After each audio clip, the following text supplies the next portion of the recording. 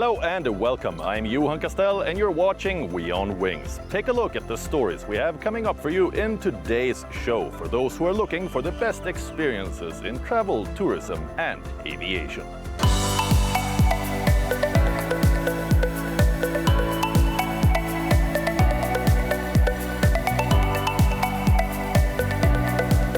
The partition of 1947 displaced countless people who were forced to flee to find a new home across a border.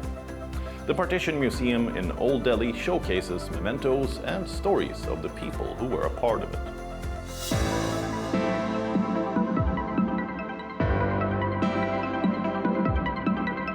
We have come to the Ambedkar University campus in Old Delhi, where the Partition Museum has recently opened in a renovated heritage building. To find out more about this beautiful building and the museum, I'm meeting Kishwar Desai, who has been the driving force behind setting it up. Welcome to the Darashiko Library building. Let me show you around. Come, shall we go in this way? At the back of this building, it's a hybrid building. The front is completely colonial, the sides are colonial, but at the back, you will also find some arches which are Mughal. What you have below the first story is what was from the Darashiko period. What is interesting is that some of these features have withstood the test of time, including this large tree. Which is probably, well, at least 200 we know of because it features in a miniature, which I will show you inside. Yeah, should we go and have a look? Yeah.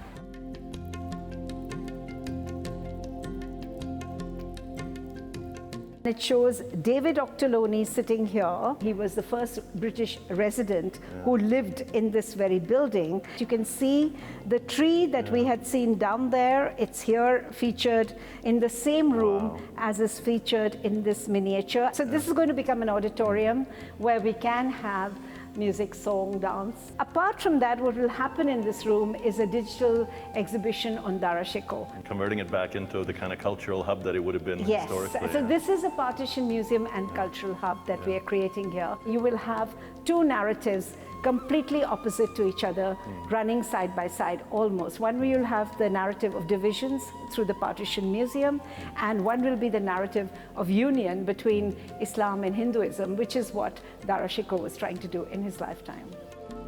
It seems like Kishwar Desai has found the right spot for the museum. We will now explore. Now we're in the lobby area, and we will start moving towards the Partition Museum.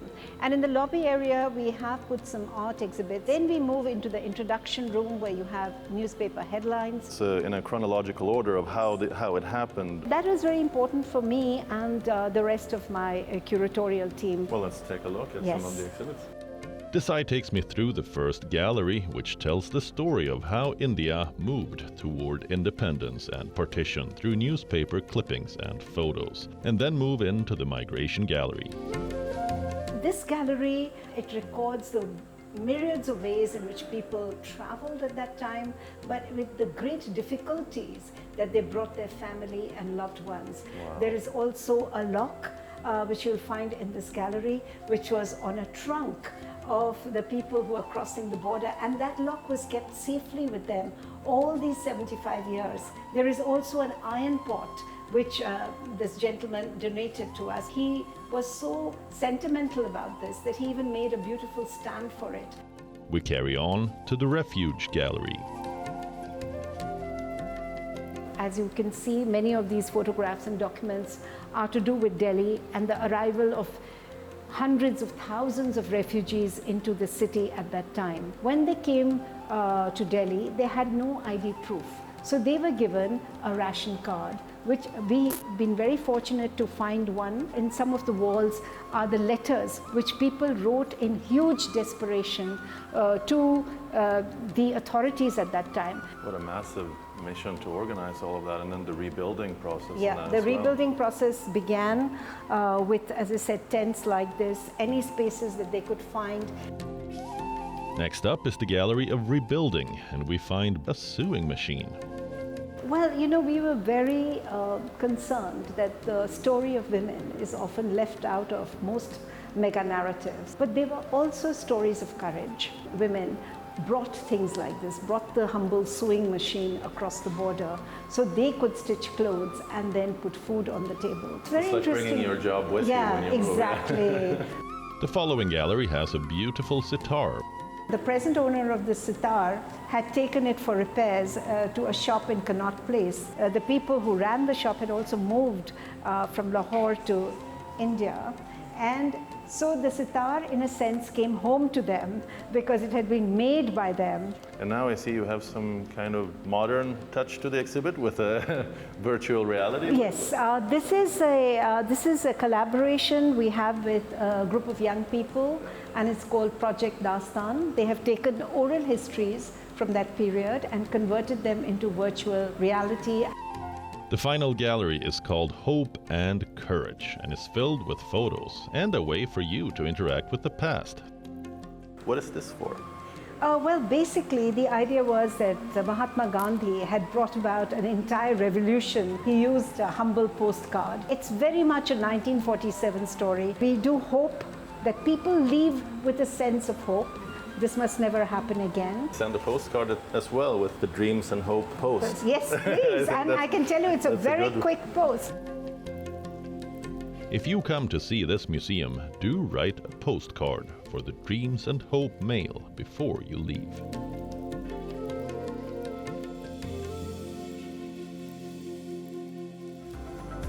Let us take you deep into the sands of the Sahara, where ancient ruins with an unclear heritage tower over the dramatic landscapes. Let us explore this mystery of the desert.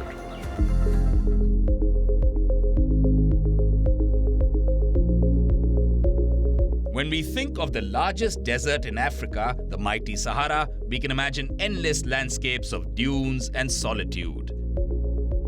But in the northeastern part of Niger, abandoned ruins of ancient fortress cities break up the horizon.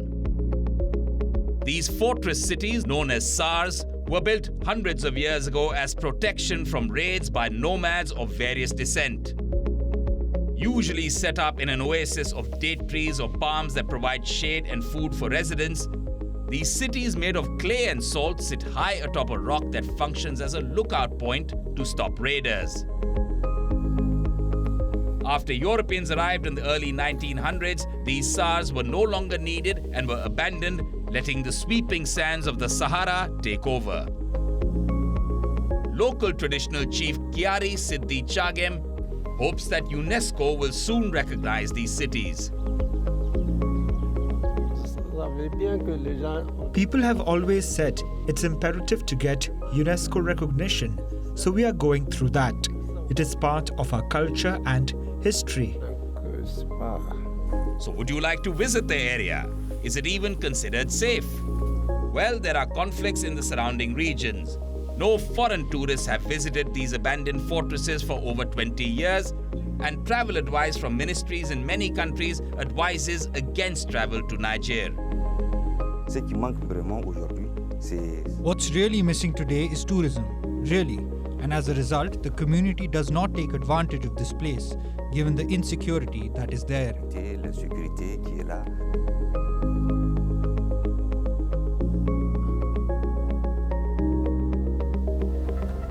Do you want to stay for free in some of the most expensive destinations across the world?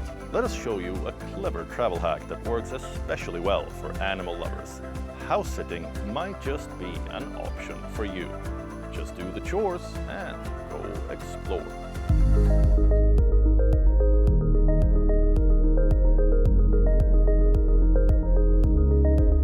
Many people dream of traveling the world and seeing famous metropolises. But the cost often makes frequent travel to expensive destinations impossible for most people. For the last few years, the COVID-19 pandemic brought the global tourism industry to a grinding halt. But as the world opens, no roadblock is big enough to hinder scores of passionate travelers from globetrotting.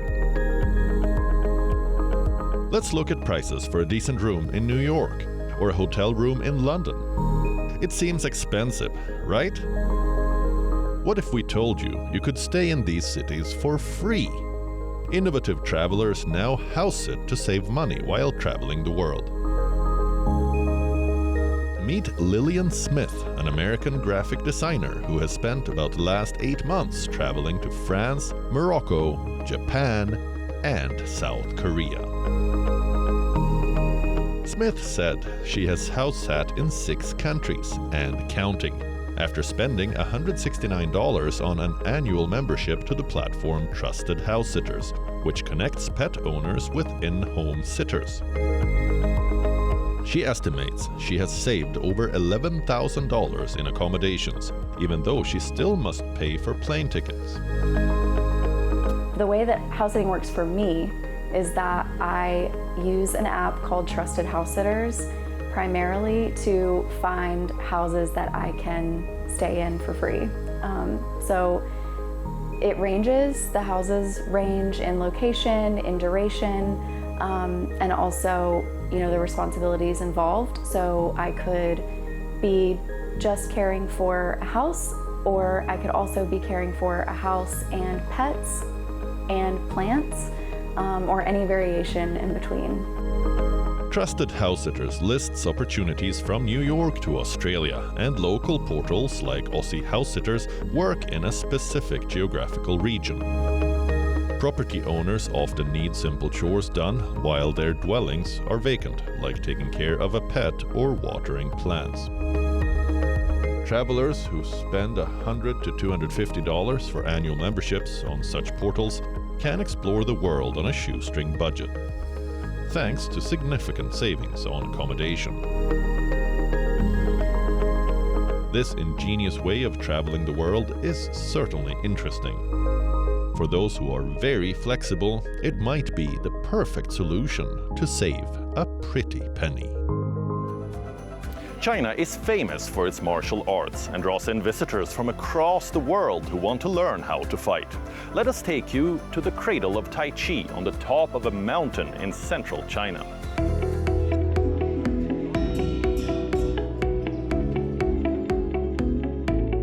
China is home to many popular martial art forms such as Shaolin Kung Fu, Wushu and Tai Chi. The Shaolin Temple is world famous for its monks who can perform superhuman feats and stunts. And as a part of popular culture, there are Bruce Lee and his legacy of Jeet Kune Do, and of course Jackie Chan, who has appeared as a martial arts hero in movies spanning decades. The Wudang Mountain range in central China is the cradle of Tai Chi, a martial art affiliated to the country's homegrown religion, Taoism. Tourism in the Wudang Mountains has recovered strongly from the pandemic lockdowns, with about 420,000 visitors arriving in the first quarter of 2023. Wu Shitze, a 43-year-old Tai Chi instructor, has been practicing Wudang's martial arts since he was 13.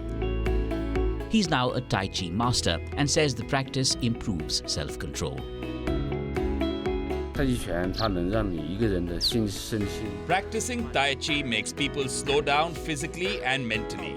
If you are a person with a hot temper, it helps calm down your temper, and it is a very good exercise. In addition to Tai Chi, the Taoism also has Qigong and Baduanjin that teach you how to breathe correctly and make you feel happy. Tai Chi has attracted followers from across the globe. Jake Pinnick from the United States is one such keen learner who came to Wudang in 2010. He joined a 5-year program at a Kung Fu academy to learn Tai Chi, Qigong and Taoist culture. After graduating from the academy, he decided to stay in Wudang and became a Kung Fu instructor.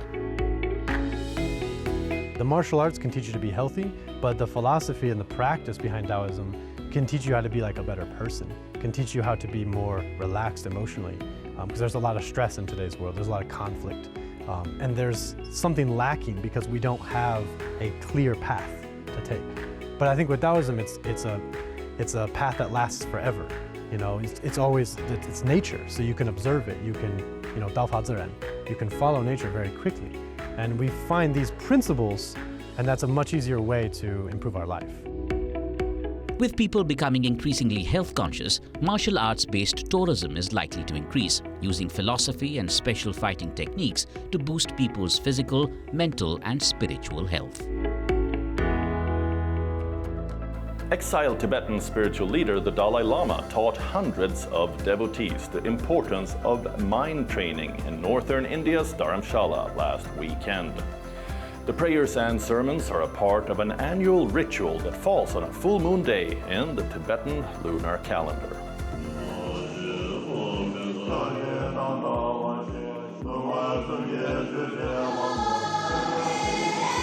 In North India's Dharamshala, local residents, Buddhist monks and foreigners flock to the Tibetan Buddhist temple Tsuglakang for a special annual celebration. The fourth month of the Tibetan lunar calendar is regarded as the holy month of Sakadawa by Tibetan Buddhists worldwide.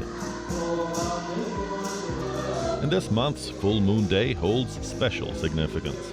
The three most significant moments of Lord Buddha's life are celebrated at this time: his birth, attainment of enlightenment, and his passing away. On this occasion, exiled Tibetan spiritual leader, the 14th Dalai Lama, gave a teaching on Geshe Langri Thangpa's mind training, and also conducted a ceremony for generating bodhicitta at the Tsuglakang temple. Today, if I focus on certain one thing, His Holiness mentioned being compassionate towards every sentient being. And yes, that's important, I guess. That was the basic important message given by His Holiness, to being compassionate toward every sentient being. Born as Lamo Dondup, the current Dalai Lama was recognized as the reincarnation of the previous 13th Dalai Lama at the tender age of only 2 years old. The Dalai Lamas are believed to be manifestations of Avalokiteshvara or Chenrezig, the Bodhisattva of compassion and the patron saint of Tibet. Last month, thousands of Tibetans had gathered at the Tsuglakang monastery and chanted prayers for his good health. We requested His Holiness to accept long life puja, and so His Holiness very kindly accepted. I think the main thing is requesting His Holiness to live long, to have a very long life, and to continue teaching the Dharma.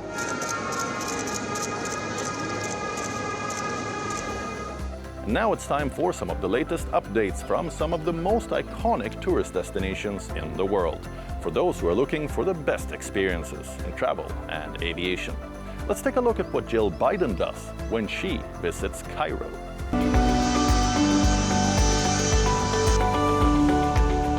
US First Lady Jill Biden arrived in Egypt for a 2-day visit on June 2nd.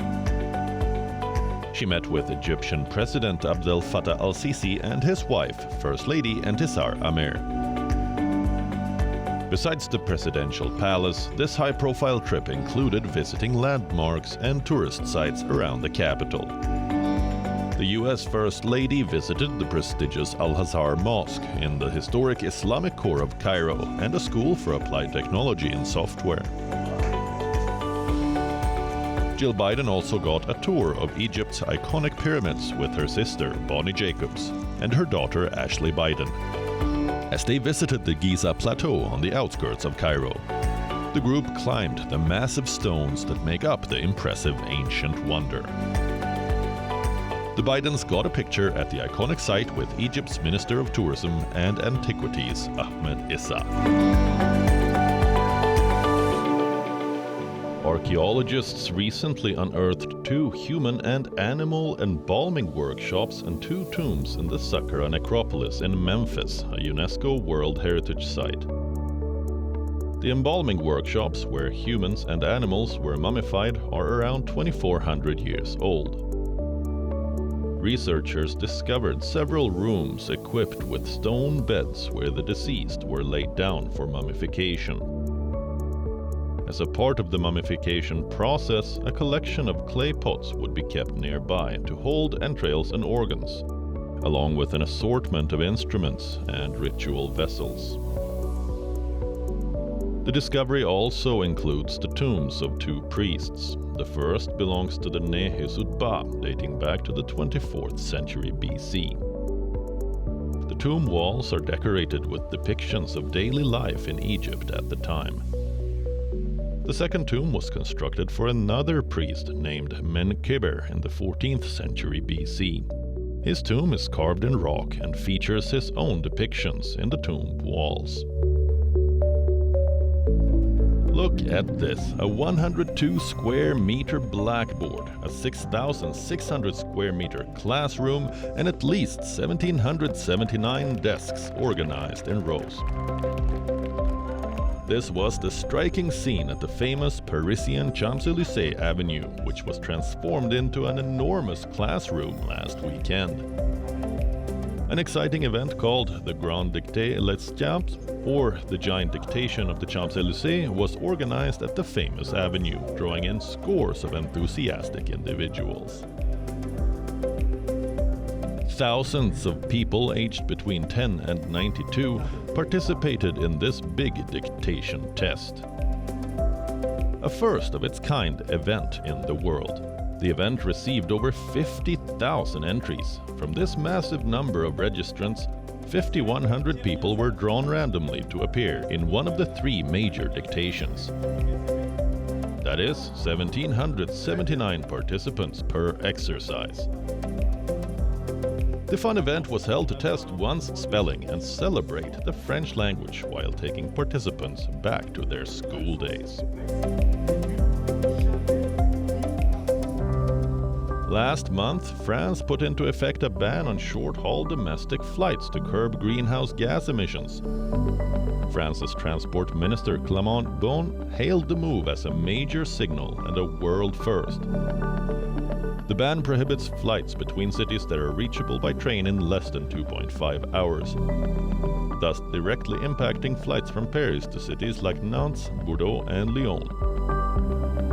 The ban was made into law in April 2021 amid a decline in air travel during the COVID-19 pandemic.